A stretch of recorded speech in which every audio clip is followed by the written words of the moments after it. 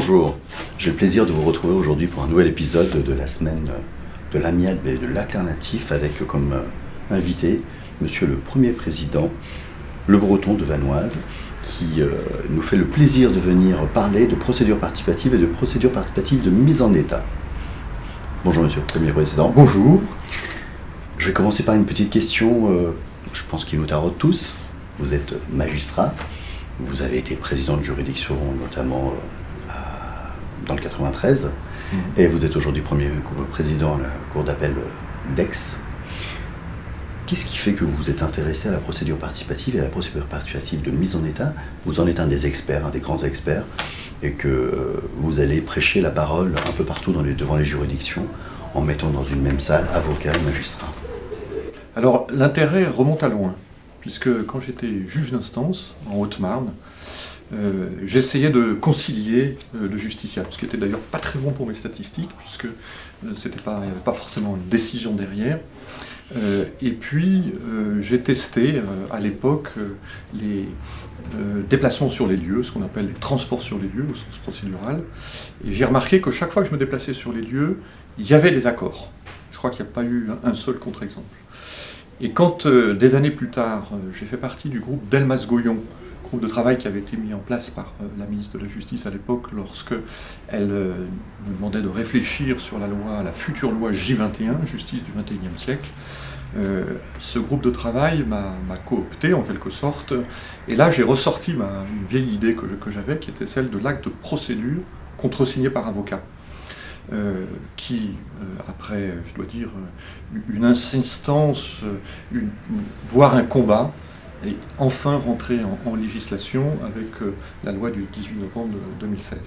Et les deux se sont mariés, c'est-à-dire procédure participative, acte de procédure contresigné par avocat, et je crois que les deux mutualisés, fonctionnant ensemble, eh bien, ça donne une capacité pour les avocats de faire énormément de choses. Merci beaucoup. Alors, vous savez que ces petits épisodes, ces vidéos ont pour vocation de faire connaître à chaque fois un marde. Et nous allons parler de deux mardes quelque part. Un marde autonome et puis une procédure. Est-ce que vous pouvez nous en dire plus? Qu'est-ce que la procédure participative et qu'est-ce que la procédure participative de mise en état? Et puis peut-être, quel est l'intérêt de l'avocat? Alors, d'abord, de quoi s'agit-il? Dans le Code civil, c'est un contrat spécial. Donc, Code civil, ça veut dire loi, hein, c'est dans la loi. Dans le Code de procédure civile, c'est au chapitre, vos chapitres, du règlement amiable des litiges. Donc en fait, c'est un peu les deux, ni tout à fait l'un, ni tout à fait l'autre. C'est une mesure tout à fait pragmatique et qui, juridiquement, est un contrat. Donc, qui dit contrat, pour les juristes, on voit tout de suite ce que c'est.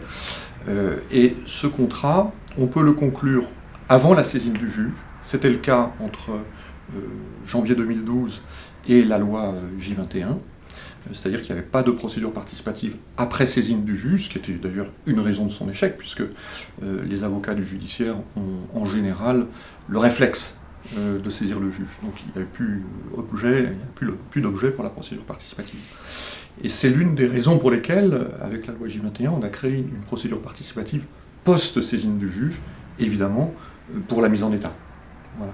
Donc, ce qui était intéressant dès le départ, quand on a créé la procédure participative, c'est que ce mode amiable, en gros une procédure participative, je vous disais, c'est une convention par laquelle les parties se donnent un délai, après avoir défini l'objet du litige, pour résoudre ce litige.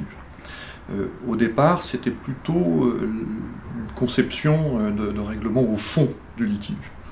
Avec la loi J21, donc 18 novembre 2016, là on passe peut-être à un autre objet de la procédure participative, qui est non pas forcément d'avoir un accord au fond, si on l'a, c'est formidable, mais c'est d'avoir un accord sur le désaccord. C'est ça qui est important. Si on a un accord sur les désaccords avant saisine du juge, eh bien on peut faire une requête conjointe et on gagne un temps fou. Si au contraire on fait cet accord après la saisine du juge, c'est l'objet de la mise en état participative, accord sur désaccord. Là, on fait un acte de procédure contresigné par avocat, de présentation du litige. J'allais dire présentation conjointe, mais c'est un pléonasme, puisque acte de procédure contresigné par avocat, c'est conjoint. D'accord. Mais alors, quel est l'intérêt de l'avocat? Alors, l'avocat, c'est le deuxième aspect de votre question, c'est que, d'abord, il a un monopole. Il a un monopole pour la conclusion de la convention, et il a un monopole pour son exécution. Donc c'est lui qui joue le rôle d'exécutant de la convention. Mais c'est pas tout. C'est que depuis qu'on a l'acte de procédure contresigné par avocat, là encore, c'est le monopole de l'avocat.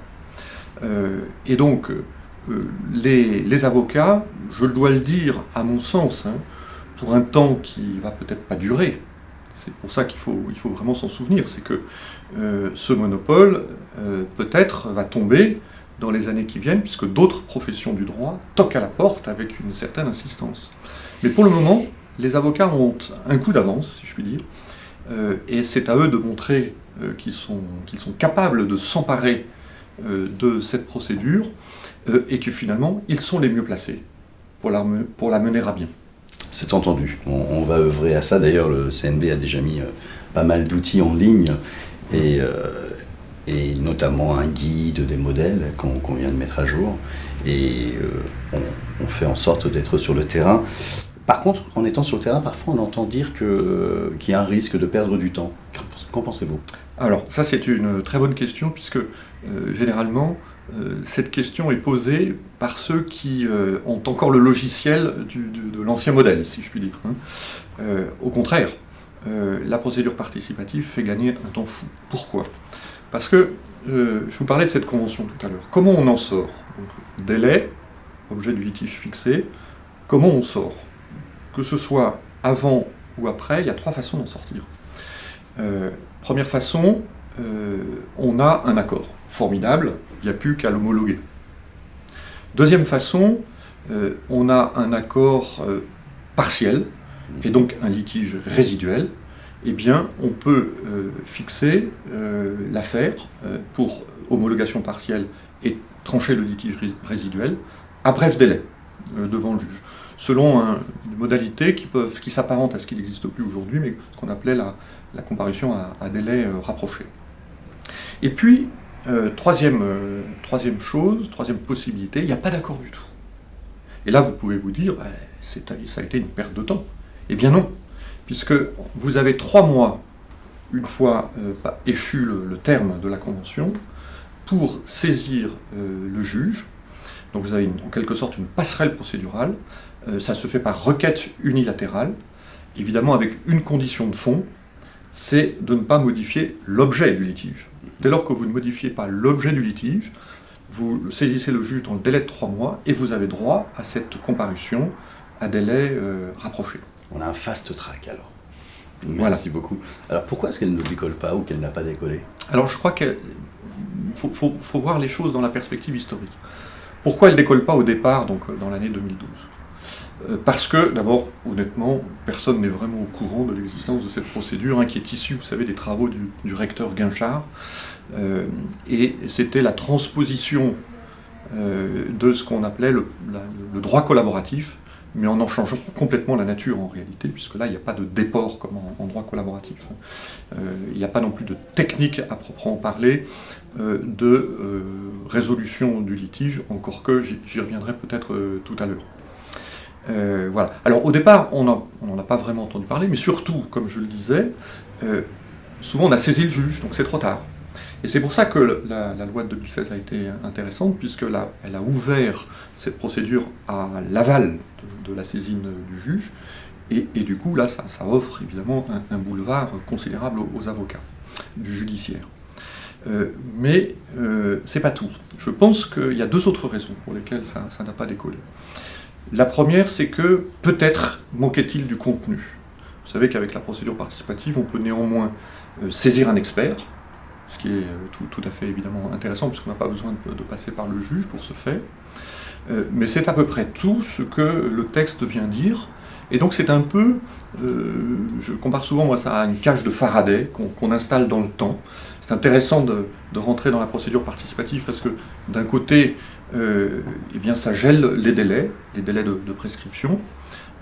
Et puis de l'autre, évidemment, la demande, pendant le temps de la convention, est irrecevable. Donc vous avez un moment, si je puis dire, de tranquillité pour essayer de résoudre amiablement votre litige. Mais comment? Eh bien, le texte ne le dit pas. Et avec la loi de 2016, on vient apporter une réponse, qui est l'acte de procédure contresigné par avocat. De quoi s'agit-il? C'est un acte d'administration amiable de la preuve, ce qui est une révolution. Puisque jusque-là, le monopole, c'était le juge pour l'administration de la preuve.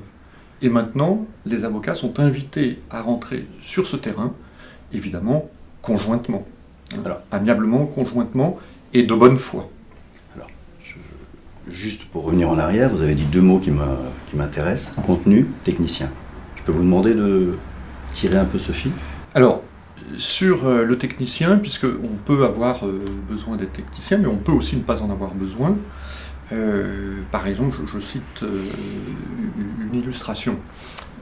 On peut inviter les parties à aller sur les lieux. Et sur les lieux, on va faire des constatations. Et parfois, ça c'est vraiment mon expérience de juge d'instance que j'ai été pendant des années, qui me le souffle, et bien souvent, quand on est sur les lieux, on ne peut pas tricher. La vérité éclate, la réalité éclate devant nous, en quelque sorte, visuellement, et pas de tricherie possible. Et du coup, les constatations sont assez évidentes. Mais parfois, alors à ce moment-là, les avocats, par acte de procédure contresigné par avocat, évidemment, peuvent se livrer à des constatations conjointes, avec l'accord des parties, qui ne contestent pas. Après, évidemment, le problème peut être un peu plus compliqué. Et là, on peut, du coup, faire appel à un technicien. Et ce technicien, on lui donne une mission très simple, très ciblée.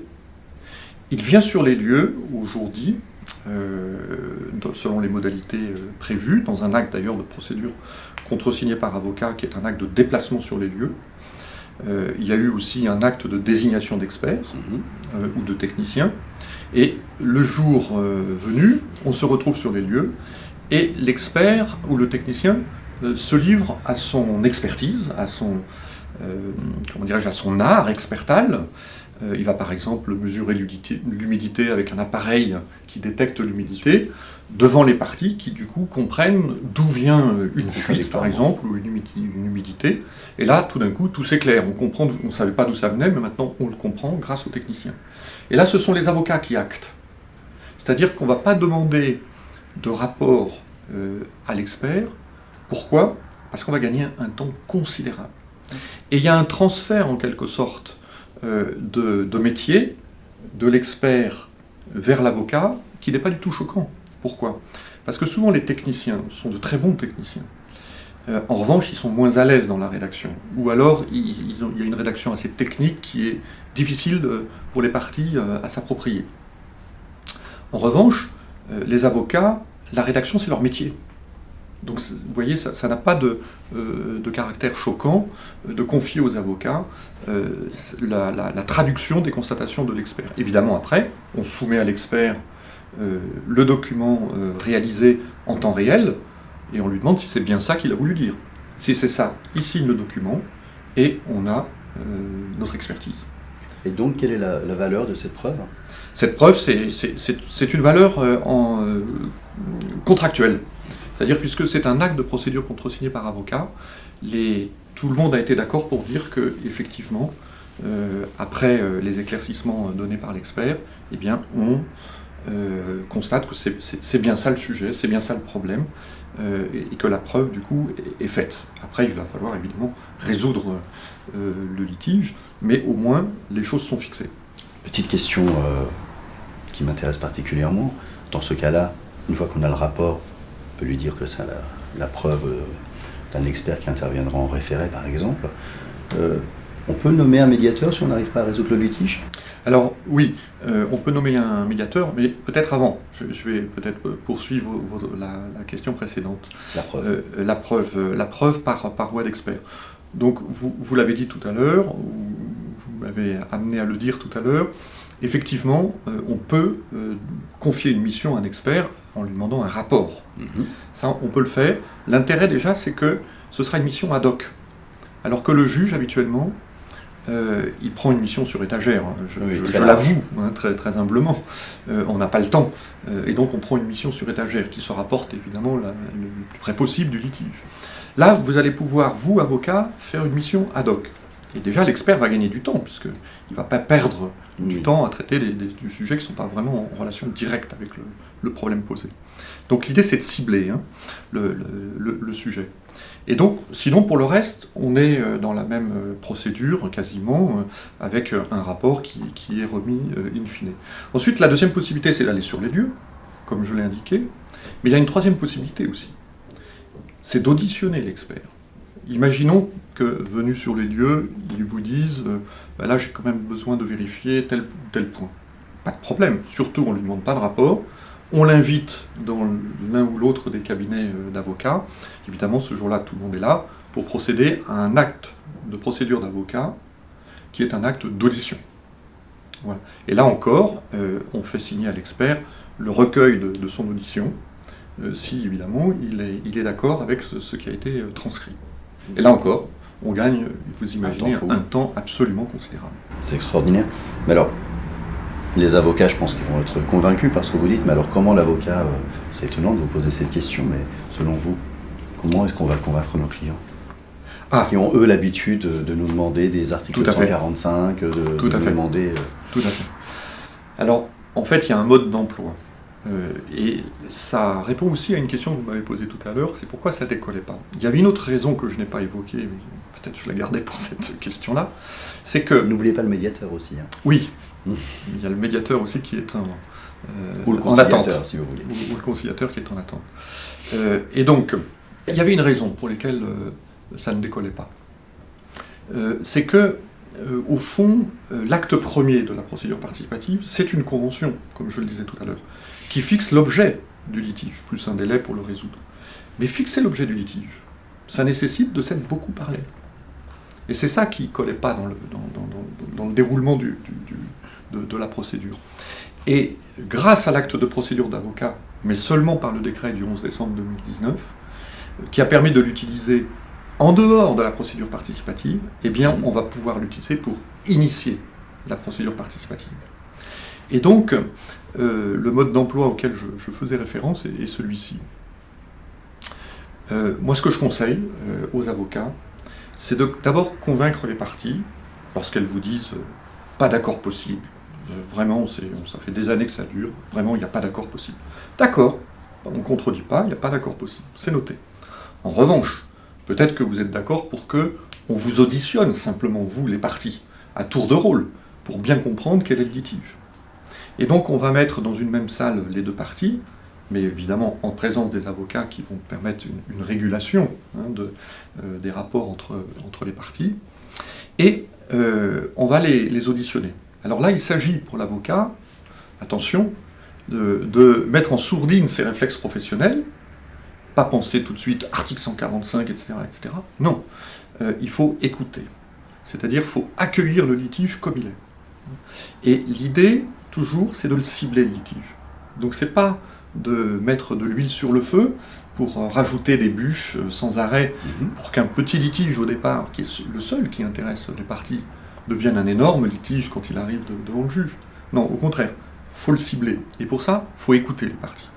Après, évidemment, les professionnels que vous êtes, avocats, vous posez des questions pour, évidemment, éclaircir les points qui sont obscurs dans la présentation. Puis après ça, on permute. Ça a deux intérêts. Se permute avec, donc c'est l'autre partie qui évidemment prend la parole. Alors ça a deux intérêts. Le premier intérêt, il est pédagogique. C'est que bien souvent, les parties vont s'écouter pour la première fois, jusqu'au bout. Et une partie va découvrir que l'autre, par exemple, qu'elle estimait être un monstre, en fait, c'est quelqu'un qui souffre comme lui. Et ça, déjà, c'est un premier déclic sur le chemin de la solution du litige. Et avec, du coup, la volonté de trouver une solution commune.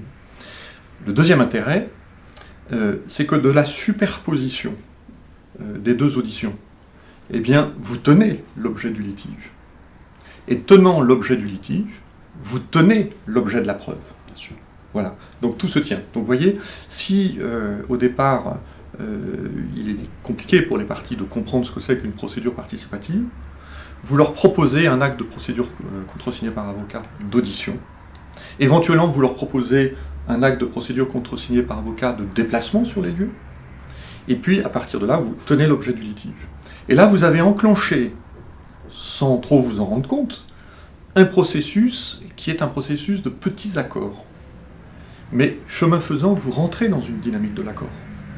Et vous allez ensuite pouvoir dérouler tous vos actes de procédure contresignés par avocat pour essayer d'avoir un accord sur le désaccord. C'est-à-dire présenter le litige par un acte unique. Voilà. Si vous poussez le bouchon un petit peu plus loin, peut-être même pourrez-vous avoir un accord sur le fond. Alors le médiateur. Beaucoup de similitudes justement avec la médiation, j'allais vous y emmener, puisqu'on parle de questionnaire, on parle d'écoute, je présume un peu active, on parle peut-être de reformulation pour passer de l'un à l'autre, on parle d'accord sur le désaccord qui est donc techniquement le point de bascule. Je vois qu'on est dans un monde assez connu pour ceux pour beaucoup qui nous écoutent et qui vont se former. Vous avez dit en introduction qu'il n'y avait pas de formation. Je comprends de ce que vous nous dites qu'il y a quand même quelques notions sur la négociation, l'écoute à avoir.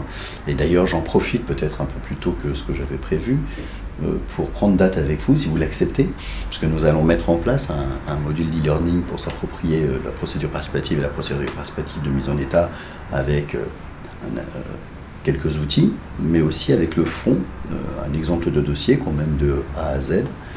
Vous acceptez de participer avec nous à ce travail ? Écoutez, très volontiers. Pourquoi je l'accepte ? Parce que je suis persuadé que c'est l'avenir de la procédure civile. Je dis souvent aux avocats, vous êtes toujours plus nombreux chaque année, et, pas vous le cacher, le nombre de juges, lui, ne va pas augmenter. L'état des finances publiques ne le permet pas, le nombre de greffiers non plus. Donc, si vous ne repensez pas votre métier, vous, avocat, vous êtes condamné collectivement, j'entends, professionnellement, à mourir de faim, si j'ose dire, mais nous, c'est pas mieux. On est condamné à mourir d'épuisement, les magistrats. Et pendant ce temps-là, les justiciables continuent de se battre. Donc il faut absolument, pour sortir de ce triangle infernal, il faut absolument que les avocats soient capables d'amener leurs clients sur la voie de la résolution amiable de leur litige, même si le juge n'est pas loin. Et il est toujours là, le juge, si vous voulez, j'y reviendrai sur son rôle. Mais en tout cas, elle est là la solution. Allons-y sur le rôle, et puis vous parlerez du médiateur en même temps, si Alors, vous voulez bien. Le médiateur, donc à tout moment, si les avocats en ont besoin, parce que je dis pourquoi les avocats en ont besoin, parce que les avocats travaillent de cette manière, c'est un peu comme dans le processus collaboratif. Travaillant ensemble dans la même direction, ils jouent un peu ce rôle de tiers, bien sûr, à deux, ils le jouent un peu. Mais si ça ne suffit pas, et qu'il faut dénouer quelque chose de profond, je pense notamment dans les liquidations partage, où souvent on revoit toute une vie, évidemment ça dépasse la compétence de l'avocat, parce qu'il y a des ressorts psychologiques assez profonds. Là, la médiation est indiquée. Il ne faut pas hésiter, dans le cadre du délai qu'on se donne pour résoudre amiablement le litige, ou en tout cas pour se mettre d'accord sur le désaccord, eh bien il ne faut pas hésiter à désigner un médiateur. On peut le faire là aussi par acte de procédure contresigné par avocat. Petite question qui me vient pratique. Et si on a besoin d'auditionner un tiers ou d'inviter un tiers intéressé à la procédure ? On peut toujours, justement, puisque parmi les actes de procédure contresignés par avocat, qui sont prévus par le texte, le décret du 11 décembre 2019, eh bien, vous avez des actes d'audition. Et vous pouvez écouter, auditionner et acter ce que dit toute personne qui est susceptible de contribuer d'une manière ou d'une autre à la résolution du litige. Ça peut être des témoins, donc ça c'est nouveau, vous avez la possibilité, si vous voulez, je pourrais y revenir, mais c'est vraiment un point fondamental, mais c'est pas forcément un témoin, ça peut être un sachant. Par exemple, si vous voulez gagner du temps, là aussi, pour résoudre amiablement le litige, vous pouvez auditionner un professeur de droit, qui va vous éclairer sur un point qui, pour les parties, restait jusque-là assez obscur, voire conflictuel. Je vais tirer une ficelle, si vous voulez bien. Dossier de construction, nous avons invité un expert, nous nous sommes mis d'accord sur le dossier, et maintenant, on voudrait attraire ou inviter l'assureur. Quel type d'acte devons-nous prendre? Alors là encore, on est vraiment dans l'amiable. On est dans l'amiable, c'est-à-dire qu'on peut inviter toute partie à rentrer dans le rapport contractuel. Donc il n'y a aucune difficulté là-dessus, aucune limitation là-dessus, sauf évidemment l'accord. C'est toujours le consentement. Alors vous m'avez posé la question du rôle du juge. Voilà. Ça, je ne l'ai pas oublié, parce que pour moi, c'est fondamental. Vous savez que le juge a deux offices. L'office, on l'oublie trop souvent d'ailleurs, de conciliation. Bien sûr. Mais le juge n'a pas le temps, objectivement, n'a pas le temps, même si moi, je me passionnais pour la question quand j'étais juge d'instance. Mais il a son office principal, c'est évidemment de trancher le litige. Mais avec la procédure participative, il y a un troisième office qui est un office d'appui, un juge d'appui. Alors cette notion, elle existe déjà en procédure. Elle existe puisqu'elle existe en matière d'arbitrage. Et moi, quand j'étais président de tribunal de grande instance, un jour j'ai découvert que j'étais juge d'appui. Et cette notion, je l'ai beaucoup aimée, ça me plaît beaucoup d'être juge d'appui. C'est-à-dire l'idée que je peux appuyer les parties dans une démarche pour essayer de trouver une issue à leur litige. C'est-à-dire je ne suis pas là forcément pour trancher le droit, parce que trancher en droit un litige, c'est binaire. Je n'ai moi qu'une solution à apporter, c'est l'application du droit. En revanche, les parties peuvent trouver ensemble une solution dans un registre qui est absolument infini. Et moi, mon rôle de les appuyer dans cette démarche, je trouve ça merveilleux. Ça me plaît beaucoup. Ça réveille en moi tout ce qui est ma vocation de juge. Voilà. Donc, dans la procédure participative, le juge n'est pas là pour se retirer, il est là pour appuyer, pour aider. D'ailleurs, vous savez qu'il y a deux procédures. Il y a une procédure avec retrait du rôle et une procédure sans retrait du rôle. La seule différence finalement importante, c'est que avec retrait du rôle, évidemment, on ne se donne pas de délai devant le juge, mais sans retrait du rôle, il y a un délai qu'on se fixe. Voilà. Donc, le juge est là, quelle que soit la procédure, avec ou sans retrait du rôle, pour appuyer. C'est comme s'il était dans une salle à côté, qui a toqué à la porte pour demander au juge d'entrer, pour qu'il nous dénoue simplement.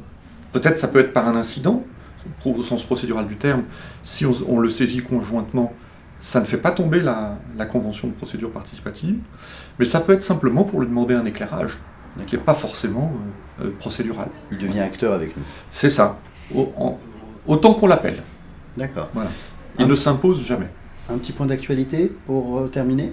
Oui, alors, vous savez que la procédure participative, un des points bloquants, qui à mon avis d'ailleurs ne l'était pas, mais peu importe, psychologiquement, il l'était, donc à partir de là, il faut le prendre en compte, c'était la purge des exceptions et des fins de non-recevoir. Alors, prenant acte de ce que c'était un obstacle, l'autorité réglementaire donc, a sorti un décret qui est sorti donc, tout récemment pour faire, en quelque sorte, pour permettre aux parties de décider ou non de purger au moment où elles le souhaitent, ces exceptions et ces fins de non-recevoir. À mon avis, c'est un faux sujet, mais c'est un sujet qui inquiète. Donc on a redonné aux parties la possibilité de le faire ou de ne pas le faire, et donc il n'y a plus de purge automatique. D'accord. Écoutez, merci beaucoup, Monsieur le Premier Président, vous avez une passion communicative. Merci. Nous avons pris date pour cette formation de e-learning que nous allons concocter ensemble. Merci de nous avoir écoutés encore une fois. Au revoir.